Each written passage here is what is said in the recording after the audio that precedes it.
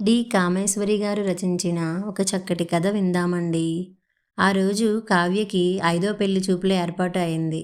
ఈ సంబంధమైన కుదిరేట్టు చేయి తండ్రి అని మనసులోనే దండాలు పెట్టుకున్నారు తల్లిదండ్రులు.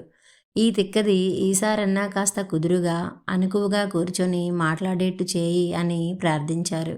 కావ్యకేమన్నా కాలొంకరా, చెయ్యొంకరా, పల్లెటూరి మొద్ద, చదువురాని పిల్ల, అందం లేదా, తండ్రికి అంతస్తు, ఐశ్వర్యం లేదా అంటే అన్నీ ఉన్నాయి. ఉండాల్సిన దానికన్నా ఎక్కువే ఉన్నాయి. అదే బాధ. పెద్ద గవర్నమెంట్ ఆఫీసరు తండ్రి. బంగళా, కారు, బ్యాంకు ఖాతాలు ఉన్న ఐశ్వర్యంతులు ఇంట పుట్టింది. ఇంజనీరింగ్ చదివి కంప్యూటర్ కంపెనీలో ఉద్యోగం చేస్తోంది. అందమంటారా, చిదిమి దీపం పెట్టుకోవచ్చు. అనకువంటారా, అదే అదే వచ్చిన చిక్కు. చదువు, అందం, అంతస్తు, హోదా, ఐశ్వర్యం అన్నీ కలిసి వినయం నేర్పే బదులు అహంకారాన్నిచ్చాయి. విద్య వినయంబు నొసగు అన్న నానుడి కావ్య విషయంలో అబద్ధమై కూర్చుంది. తనకన్నీ ఉన్నాయి, తనెందుకు తల వంచి పెళ్లిచూపులకి కూర్చోవాలి? ఎదురుగా కూర్చున్నవాడు ఎస్ అంటాడా, నో అంటాడా అంటూ ఆరాటపడాల్సిన కర్మ తనకేం లేదు. అసలు పెళ్లిచూపులేమిటి, నాన్సెన్స్, మీరెవరినీ వెతకనక్కర్లేదు. నాకు నచ్చినవాడు కనిపిస్తే నేను చూపిస్తాలెండి అని తల్లిదండ్రి మాట కొట్టిపారేసింది ఒక ఏడాది పాటు. నచ్చినవాడెవడు ఏడాదిలోనైనా కూతురికి కనపడలేదంటే కూతురి మీద ఈ భారం వదిలేస్తే ఇప్పటికే 25 వచ్చాయి, ఇంకా ఎన్నేళ్ళొస్తాయో అన్న భయంతో తల్లిదండ్రి బతిమాలి అబ్బాయిని తేవడం వరకే మా ఇష్టం, తెచ్చిన వాళ్ళల్లో నచ్చిన వాడిని ఎంచుకునే హక్కు నీకెప్పుడూ ఉంటుంది అని బుజ్జగించారు. నేను అబ్బాయితో మాట్లాడాలి, వారి ప్లస్ మైనస్ పాయింట్లు బేరీజీ వేసుకోవాలి, నా సందేహాలకి సమాధానం రాబట్టాలి, ఇద్దరి అభిప్రాయాలు కలవాలి, అంచేత నాతో గంట ప్రత్యేకంగా మాట్లాడి ప్రశ్నించే అధికారం ఉందంటేనే పిలవండి అని తెగేసి చెప్పేసింది అమ్మాయి. అయ్యో దానికేం, ఈ రోజుల్లో అబ్బాయి అమ్మాయి మాట్లాడుకోవడం కామనే గదా అనుకుని సంబరపడి తలలూపారు. తరువాత 2-3 సంబంధాలను పిలిచి చూపించాక అమ్మాయి మాట్లాడడం కాదు, దంచుతుంది.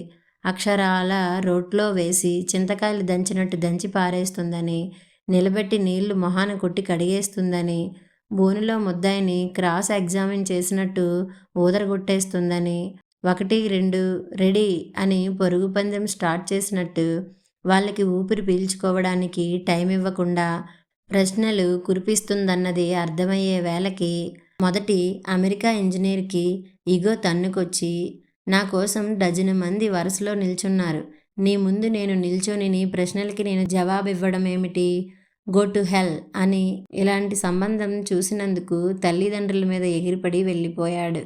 రెండో ఎలక్ట్రానిక్ ఎంఎస్ అబ్బాయి 2-3 ప్రశ్నలకి సరదాగా జవాబిచ్చి రాను జిఆర్ఈ అమెరికా వెళ్ళి ఇంజనీరింగ్ ఎంఎస్ చేద్దామనుకునే విద్యార్థుల జవాబివ్వాల్సిన కంప్యూటర్లో వచ్చే ప్రశ్నావళి. పరీక్షల్లో ముందు తేలికైనవి ఇచ్చి ఆన్సర్ కరెక్ట్గా ఇస్తుంటే కఠినమైన ప్రశ్నలు ఇవ్వడం ఆరంభమైనట్టు లెక్కలేనన్ని ప్రశ్నలు, చెత్త ప్రశ్నలు కురిపిస్తుంటే లీవు పెట్టి నేను పెళ్లిచూపులకు వచ్చాను, కానీ జిఆర్ఈ రాయటానికి రాలేదంటూ కోపంగా వెళ్ళిపోయాడు. మూడో ఐఏఎస్ అబ్బాయికి మొదటే అమ్మాయి దూకుడు ధోరణి చూసి జిల్లా అంతటికీ అధికారిని, రేపు హై లెవెల్లో సెక్రటరీ హోదాలో రాజ్యాంగాన్ని నడిపించాల్సిన తను ఓ అమ్మాయి ముందు నిలబడి ప్రశ్నలకి జవాబులు ఇవ్వడమా అని చివరి వరకు ఒక్క ప్రశ్నకి జవాబివ్వకుండా అన్ని ప్రశ్నలు విని ఒక్క మాట కూడా మాట్లాడకుండా హుందాగా లేచి టై సవరించుకుంటూ బయటికి నడిచి వెళ్ళిపోయాడు. 4గో ఎకనామిక్స్ డాక్టరేట్ అబ్బాయి పాపం కాస్త బోలా మనిషి. ఈ అమ్మాయి ఇప్పుడే హిడింబిలా కనిపిస్తుంటే రేపు పెళ్లి చేసుకుంటే ఎలా బాబు అనుకుని 5 ప్రశ్నలకి జవాబులు చెప్పి చెమటలు కక్కుకుంటూ బయటికి వెళ్ళిపోయాడు. అమ్మాయి విజయగర్వంతో నవ్వుకుంది. కానీ తల్లిదండ్రులు గుండెల్లో గుర్రాలు పరిగెత్తాయి. ఇంత మంచి సంబంధాలు కూతురు ఘటోత్కచుడు ఉఫ్ అని ఊది లడ్డూలని నోట్లో పడేసుకున్నట్లు కుర్రాళ్ళని ఎగరగొట్టి పారేస్తుంటే పెళ్ళెలా అని బెంగపడ్డారు. 5వ పెళ్లిచూపులబ్బాయి ఎంఎస్ కంప్యూటర్ ఇంజనీర్ అబ్బాయే. అమెరికాలో నెలకి దాదాపు 5 లక్షల రూపాయలు సంపాదిస్తున్న పెద్ద ఉద్యోగి. ఎర్రగా, బుర్రగా, దొరలా, సూటు బూటుతో వచ్చిన ఈ కుర్రాడు ఎంతో నచ్చిపోయి, భగవంతుడా! ఇంత మంచి సంబంధం చెడగొట్టకుండా ఆ పిల్ల బుద్ధి కాస్త మారేట్టు చూడు తండ్రి అని మనసులో 1000 దండాలు పెట్టుకున్నారు. కావ్య, ఈసారి నీవు ఈ అబ్బాయిని వెళ్ళగొట్టావంటే ఇంక నీకు మేం సంబంధాలు చూడం. తరువాత నీవే చూసుకుంటావో నీ ఇష్టం అని గట్టిగా అల్టిమేటం ఇచ్చేశారు. కావ్యకి కూడా 4 పెళ్లి చూపులయ్యేసరికి కాస్త విసుగు వచ్చేసింది. పాపం ఈ కుర్రాళ్ళు తన దాటికి ఆగలేకపోతున్నారు. చూశారా అని తన ప్రశ్నావళి ఈసారి కాస్త వెరైటీగా ఈజీ చేద్దామనుకుంది, తల్లిదండ్రుల గోల భరించలేక. పెళ్లివారు వచ్చారు. ఆవాహనం, ఆసనం, ఆర్జ్యం, నైవేద్యం తదితర మర్యాదలు పూర్తి అయ్యాక అమ్మాయి అబ్బాయిని తన గదిలోకి తీసుకెళ్ళి సుఖాసీనుణ్ణి చేసింది. ఏసీ రూములో, గదిలో కంప్యూటర్, ప్రింటర్, పేర్చిన పుస్తకాలు అమ్మాయి విజ్ఞానాన్ని వ్యక్తీకరిస్తుంటే, గదిలో అమర్చిన గోడల మీద పెయింటింగ్లు, అలంకరించిన ఎనటిక్స్ అమ్మాయి అభిరుచుల్ని తెలియజేశాయి. అమ్మాయి అందగత్తె, అభిరుచి బాగుంది, చదువు, ఉద్యోగం సరే సరే అని ఈ 3 క్వాలిఫికేషన్లకి మనసులో మార్కులు వేసుకున్నాడు అబ్బాయి. కావ్యకి కూడా అబ్బాయి 6 అడుగుల పొడుగు, రంగు, రూపం, ఉద్యోగం అప్పటికే నచ్చాయి. ఫ్యామిలీ, తల్లిదండ్రి ఉద్యోగస్తులు, సంస్కారం, హోదా నచ్చాయి. అబ్బాయి అక్క అమెరికాలో డాక్టరు, అది నచ్చింది. ఇంకా నచ్చాల్సినవి అభిప్రాయాలు. కావ్య గొంతు సవరించుకుంది. చూడండి మిస్టర్. కావ్య వాక్యం పూర్తి చేసే లోపలే వరుణ్ అన్నాడు నవ్వి. కావ్య చురుకుగా చూసింది. మిస్టర్ వరుణ్, మీ క్వాలిఫికేషన్స్ అని వాక్యం పూర్తి చేయకముందే, నా బయోడేటా మా వాళ్ళివ్వడం, మీరు మీ వాళ్ళు అది పూర్తిగా చదివాకే పెళ్లిచూపులకి పిలిచి ఉండాలని అనుకుంటున్నాను అన్నాడు గడుసుగా. మరోసారి కావ్య అతని వంక సూటిగా చూసింది. ఇచ్చారు, చూశాను. కానీ డీటెయిల్స్, ఏ చదువు, ఏ యూనివర్సిటీల నుంచి తెలుసుకోవాలి. ఐసీ. మెట్రిక్ వరకు Rajahmundry, inter Visakhapatnam, engineering Kharagpur IIT, MS Virginia tech నుంచి. చాలా అన్నాడు నవ్వి. గుడ్. ఇప్పుడు మీరు చేస్తున్న కంపెనీ, ప్రస్తుత మీ జీతం? కావ్య మాట పూర్తి చేయకముందే, ఆడదాని వయసు, మగాడి జీతం అడగకూడదంటారు గదా కొంటెగా అన్నాడు. కావ్య కాస్త దూకుడుగా, అది పెళ్లి సంబంధానికి వచ్చిన వారికి వర్తించదు మిస్టర్ వరుణ్. మీ జీతం తెలుసుకోకుండా ఏ అమ్మాయి మీతో జీవితం పంచుకోలేదు అంది. ఐసీ. డాలర్లలో చెప్పాలా, రూపాయలలోనా? మళ్ళీ కొంటెగా అడిగాడు. ఎలా చెప్పినా లెక్కలు ఆ మాత్రం తెలుసు ఇంజనీరింగ్ చదివిన నాకు, కాస్త టెక్కుగా అంది కావ్య. అవును కదూ, మర్చిపోయా, మీరు ఇంజనీర్ అని. అయితే డాలర్లలో నెలకి 8,000, రూపాయల్లో గుణించుకోండి విలాసంగా అన్నాడు. Good salary. మీకు ఈ జాబ్ గ్యారంటీ ఉందా? ఐ మీన్, ఈ రోజుల్లో ఐటీ కంపెనీలు మాధ్యంలో ఉన్న సందర్భంలో మీ జాబ్ సేఫ్టీ ఎంత శాతం?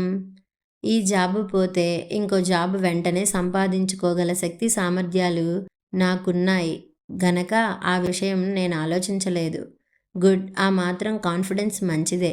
సరే, సపోజ్ మన ఇద్దరం ఒకరికొకరం నచ్చి పెళ్లి చేసుకుంటే భార్యకి మీరిచ్చే స్థానం ఏమిటి?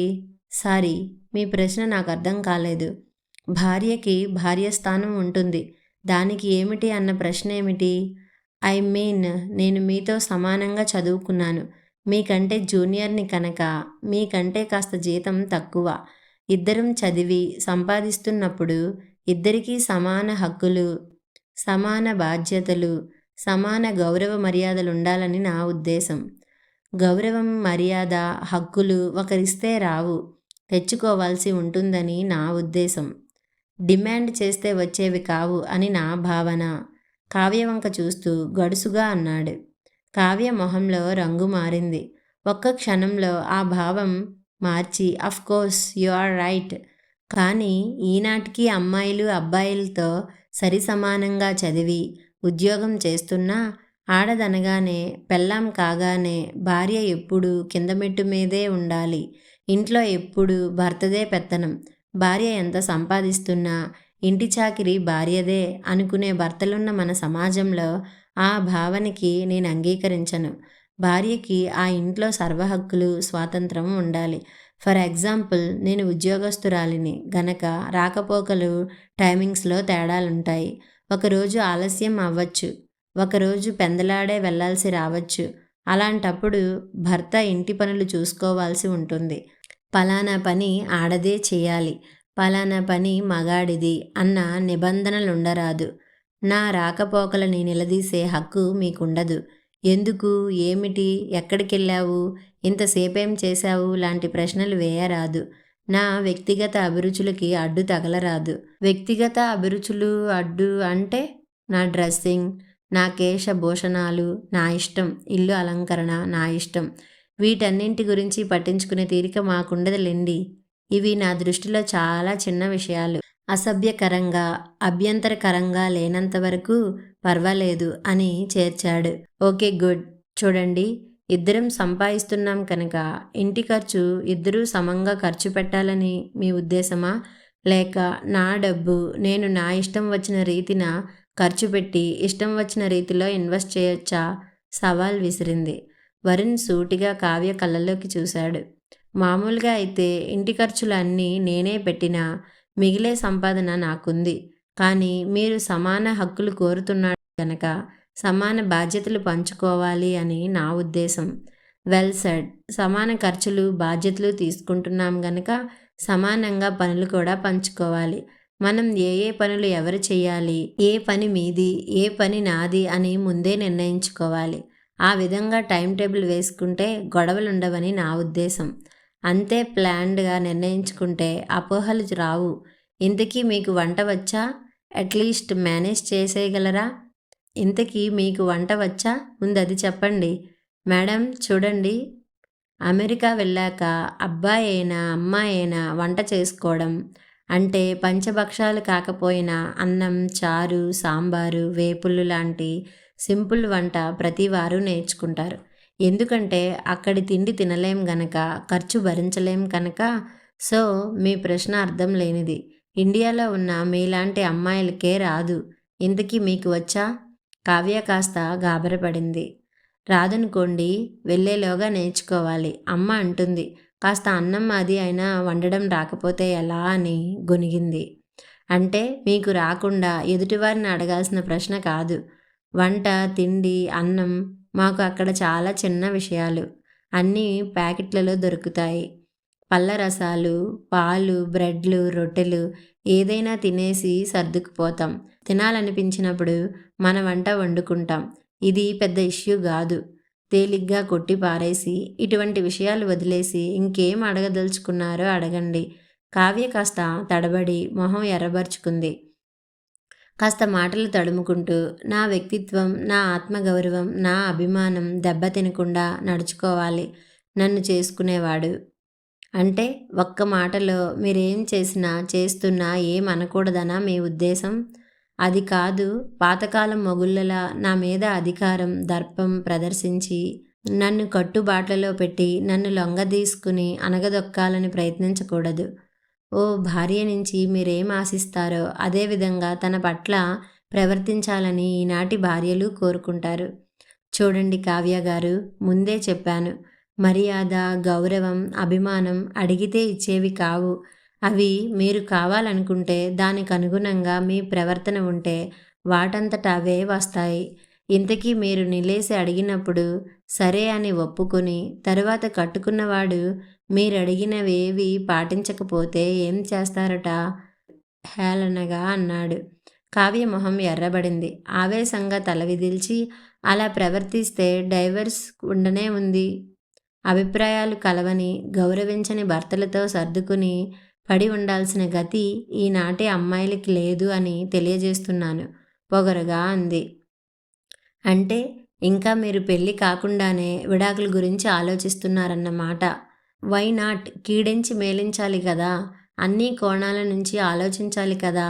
ఇంతకీ మీరు మీ సంగతి చెప్పండి. నే మాట్లాడిన విషయాల గురించి మీ అభిప్రాయం ఏమిటి? నా భావాలతో ఏకీభవిస్తారా? స్త్రీ, భార్య అంటే సమానంగా గౌరవం పంచి ఇచ్చి ఆమె వ్యక్తిత్వాన్ని గౌరవిస్తారా? ఆమెకు మీతో సమంగా హక్కులు ఇవ్వడంలో అభ్యంతరం ఉందా? నా చదువు, రూపం, ఉద్యోగం, జీతం, నా భావాలు, వ్యక్తిత్వం గురించి ఈ అభిప్రాయాలని వినాలనుకుంటున్నాను దర్పంగా అడిగింది కావ్య. ఆమె వంక పట్టి చూశాడు వరుణ్. ఒక నిమిషం మౌనంగా ఉన్నాడు. మీకు మీ గురించి జవాబిచ్చే ముందు ఒక మాట స్పష్టం చేయాలనుకుంటున్నాను. నేను మధ్యతరగతిలో పెరిగాను. నాన్న ఉద్యోగం చేస్తే తెచ్చిన దానితో పొదుపుగా సంసారం చేసే మంచి మనసున్న అమ్మలో నుంచి గృహిణిని, కట్టుకున్న భార్య పట్ల బాధ్యతతో ప్రవర్తించిన నాన్నగారిలో మంచి గృహస్థుణ్ణి చూశాను. పిల్లలకి ముగ్గురికి మంచి చదువులు చెప్పించడమే తామియ్యగలిగిన ఆస్తులని నమ్మే మధ్యతరగతి సంసారం మాది. అన్న, అక్క, నేను పిల్లలుగా తల్లిదండ్రుల పట్ల భయభక్తులతో మాలో మేం ఆప్యాయతలు, అనుబంధాలతో చెప్పించిన విద్యా అవకాశాలని అందిపుచ్చుకుని బాధ్యతాయుతంగా చదువుకొని పైకి వచ్చిన మంచి పిల్లలు అనిపించుకున్నాం. అమ్మ, నాన్న, అప్ప చెల్లెళ్ళు, అన్నదమ్ములు, బంధువులు, ఆప్యాయతలు, అనురాగాలు పంచుకున్నాం గాని మా హక్కుల గురించి మేము ఎన్నడూ ఆలోచించలేదు. మా అక్క డాక్టర్ చదివి కూడా మామూలు గృహిణిలాగే ఇల్లు, సంసారం, పిల్లల మధ్య తన ఉద్యోగ బాధ్యతలు నిర్వహించే మామూలు గృహిణినే తను అనుకుంటుంది. మేము అనుకుంటాం. మా అన్నయ్య భార్య, అదే మా వదిన అలాగే మాతో కలిసిపోయింది. ఉద్యోగస్తురాలైనా అలాగే రేపు కాబోయే నా భార్య మాలో ఒకరిగా కలిసిపోవాలనుకునే మనస్తత్వాలున్న మధ్యతరగతి మనుషులం మేము. ఈరోజు మీలాంటి అమ్మాయి అడిగే ఈ ప్రశ్నలు సందిగ్ధంగా ఆగాడు. తప్పని అనలేను, కానీ భవిష్యత్తుని మాటల భరోసాతో నిర్ణయించుకోవాలనుకోవడంలో సబబు ఎంత అని అనుమానం. సరే, నా మాటల వల్ల మీరు ఈ గంటలో ఏం తెలుసుకున్నారు, ఎంత తెలుసుకున్నారు చెప్పండి ముందు రెట్టించి అడిగాడు. మీ చదువు, ఉద్యోగం, ఫ్యామిలీ, రూపం వీటన్నింటికీ 10కి 10 మార్కులు ఇచ్చాను. మీతో మాట్లాడిన అరగంటలో మీకు కొన్ని నిర్దిష్టమైన అభిప్రాయాలున్నాయని, స్వంత ఆలోచనలున్నాయని, అవి ధైర్యంగా చెప్పగలిగే శక్తి ఉందని, మీ మనసులో మాట నిర్భయంగా చెప్పగలిగిన వ్యక్తిత్వం ఉన్నాయని గమనించాను. I appreciate your qualities. ఇప్పటి వరకు చూసిన వారిలో మీకే first mark. To tell you frankly, మీరు నా పరీక్షలో నెగ్గారు. అతని మొహంలోకి చూస్తూ పాస్ చేశానని గర్వంగా అంది కళ్ళెగరేసి. వరుణ్ కావ్య మొహంలోకి ఒక క్షణం తదేకంగా చూసి, సారీ, మీరు నాకు నచ్చలేదు. Sorry to tell you this అన్నాడు. కావ్య నిర్ఘాంతపోయి చూసింది. మరుక్షణం ఆమె మొహం నల్లబడింది. కావ్యగారు, మీ రూపం, చదువు, ఉద్యోగం, అంతస్తునన్నింటికీ నేను పాస్ మార్కులు ఇచ్చాను. కానీ చూడండి, మగాడు ముందు ఆడదాని రూపానికే ప్రాధాన్యం ఇవ్వచ్చు. కానీ భార్య అయ్యాక ఆమెలో కోరుకునేది అణకువ, అనురాగం పంచి ఇచ్చే గుణాన్ని ఇష్టపడతాడు. ఏం అణకువ ఆడదానికే ఉండాలా అని మీలాంటి ఆధునిక యువతులు అడగవచ్చు. నిజమే, భార్య సహించాలని భర్త అనుకోవడం ఈనాడు దురాశ కిందకే వస్తుంది. ఈ తరం అమ్మాయిలు అది సహించరని నాకు తెలుసు. నా ఉద్దేశంలో భార్య, భర్త అంటే ఇలా కండిషన్లు ముందే పెట్టుకొని కాంట్రాక్టులు పేపర్ మీద రాసుకునే బంధం కాదు. భార్య కష్టపడుతుంటే అయ్యో ఆమె ఒక్కరితే చేసుకుంటోంది, నేను సాయం చేయాలి అన్న భావం భర్తకి కలగాలి సహజంగా. అలాగే నా భర్తకి ఇది ఇష్టం, అదిష్టం అని గ్రహించి కష్టమైన టైం సమకూర్చుకొని భర్తకి చేసి పెట్టే భార్య కావాలి. కానీ కాఫీ నువ్వు, పలహారం నేను, డిష్ వాషింగ్ నువ్వు, వాషింగ్ మిషన్ నేను అంటూ వంతులు వేసుకుని మెకానికల్గా చేసే పనులు కాదు. ఒకరి కోసం ఒకరు స్పందించాలి, ఆరాటపడాలి, తపించాలి. ఒకరి బాధ ఇంకొకరి వ్యధ అవ్వాలి. ఒకరి సంతోషం ఇద్దరిది అవ్వాలి. అదే నిజమైన అనుబంధం. నీ డబ్బు నా డబ్బు అని కాక మన డబ్బు అని ఇద్దరూ కలిసి రాబడి, ఖర్చులు ప్లానింగ్ చేసుకోవాలి. నేను ఆలస్యంగా వచ్చినా అడగకుండా ఇంట్లో మరో మనిషి ఎలా ఉంటుంది? భార్య కావచ్చు, భర్త కావచ్చు, తల్లి, తండ్రి, అన్నా, చెల్లి, ఇలా ఎవరన్నా సరే ఇంట్లో వాళ్ళు సమయానికి రాకపోతే ఆరాట పడతారు, రాగానే నిలేస్తారు. అది తప్పు ఎలా అవుతుంది? మన వాళ్ళు అనుకోబట్టే ఆరాట పడడం సహజం. ఆ ఆరాటం ఒకరి పట్ల ఒకరికి లేకపోతే ఆ బంధానికి అర్థం లేదు. పెళ్ళి అంటే ఒకరికి ఒకరు కాకపోతే ఆ బంధానికి అర్థం లేదు. పెళ్ళి అంటే 2 హృదయాల కలయిక కావాలి కానీ 2 వ్యక్తుల కలయిక కాదు. నా భార్య ఎంత చదివినా, ఎంత పెద్ద ఉద్యోగం చేసినా నేనింటికి రాగానే ఆమె కళ్ళల్లో వెలుగు కనపడాలి. సేద తీర్చడానికి కాఫీ కప్పు అందించాలి. అలాగే ఆమె కంటే ముందు నేనింటికి వస్తే నేనా పని హృదయపూర్వకంగా చేయాలి గాని శారీరకంగా కంటే మానసికంగా ఇద్దరూ దగ్గర కావాలంటే తమని తాము పూర్తిగా రెండో వారికి సరెండర్ చేసుకోవాలి. ఈగోలు క్లాష్ అవ్వకూడదు. కొంత పోగొట్టుకుని కొంత పొందేది వివాహం అంటే. ప్రతి దశలో సర్దుబాటు రెండు వైపులా తప్పనిసరి. వైవాహిక బంధంలో నీవు తప్పు చేస్తే అడిగే హక్కు నాకుండాలి. నేను చేస్తే నీవు చెప్పగలగాలి. అంతేకాని వ్యక్తిత్వం, స్వేచ్ఛ, సమానత్వం పేరిట ఎవరి బరిలో వారు గిరిగీసుకుని కూర్చుంటే అది అనుబంధం కాక అగ్రిమెంట్ అవుతుంది. ఈమె నాది, ఇతను నావాడు, ఈ ఇల్లు నాది, ఈ పిల్లలు నావాళ్ళు అన్న సెంటిమెంట్ బంధాలని గట్టిపరుస్తుంది. నీ పాటికి నీకు ఇష్టం వచ్చినప్పుడు వస్తా, పోతా, నన్నేం అనడానికి లేదు అంటే అది హోటల్ అవుతుంది కానీ ఇల్లు కాదు. నేను అమెరికాలో ఉద్యోగం చేస్తున్నా, నేను పుట్టి పెరిగిన ఈ దేశంలో వివాహ బంధాన్ని, కుటుంబ జీవితాన్ని ప్రేమిస్తాను. అసలు నిజం చెప్పాలంటే అమెరికా వెళ్ళిన ఈ 5 ఏళ్లలోనే భారతీయ వైవాహిక జీవితం, కుటుంబ వ్యవస్థలో గొప్పతనం అర్థమైంది. అంటే విడిపోయి 6 నెలలకే పెళ్ళి, ఏడాదికి డైవర్స్, ఎవరికీ చెందక నలిగే పిల్లలు. అక్కడ వ్యవస్థ కన్నా మన వైవాహిక వ్యవస్థ ఎంత గొప్పదో అర్థమైంది. నేను చదువుకున్న పాతకాలం వాడినని మీరు అనుకున్నా పర్వాలేదు. నా భార్య నన్ను ప్రేమించాలి, లాలించాలి, నాకు ఏం కావాలో చూసుకోవాలి అనుకునే సగటు మగాణ్ణి. ఎటొచ్చి పాతకాలం మగాడిలా అధికార దర్పం ప్రదర్శించి పాదదాసిగా కాక హృదయ రాణిగా చేసుకుని నాకు చేతనైనంతగా ఆమెను లాలించి సుఖపెట్టాలన్నది నా భావన. మీ మాటలు విన్నాక మనిద్దరి ఆలోచనల మధ్య చాలా తేడా ఉంది. నాకు కావాల్సిన అనుభూతులు మీ దగ్గర లభించకపోవచ్చనిపించింది. నేను మీ రూపానికి ప్రాముఖ్యత ఇచ్చి జీవితం రిస్క్ తీసుకోలేను. నాకు అందం కంటే ఆదరణ ఇచ్చే భార్య కావాలి. నాకు కాంట్రాక్ట్ మ్యారేజ్ కాదు, మనుషులు ఇచ్చిపుచ్చుకునే వివాహం కావాలి. అంచేత మీరు నచ్చినా మీ అభిప్రాయాలు నచ్చలేదు, good bye and good luck అని లేచి వెళ్ళిపోయిన అతని వంక వెర్రిమొహం వేసుకు చూస్తూ కూర్చుండిపోయింది కావ్య. మరో 6 నెలల తర్వాత వచ్చిన 6వ సంబంధాన్ని కావ్య బేషరతుగా అంగీకరించి పెళ్లి చేసుకుంది అని వినికిడి. కథ సమాప్తం.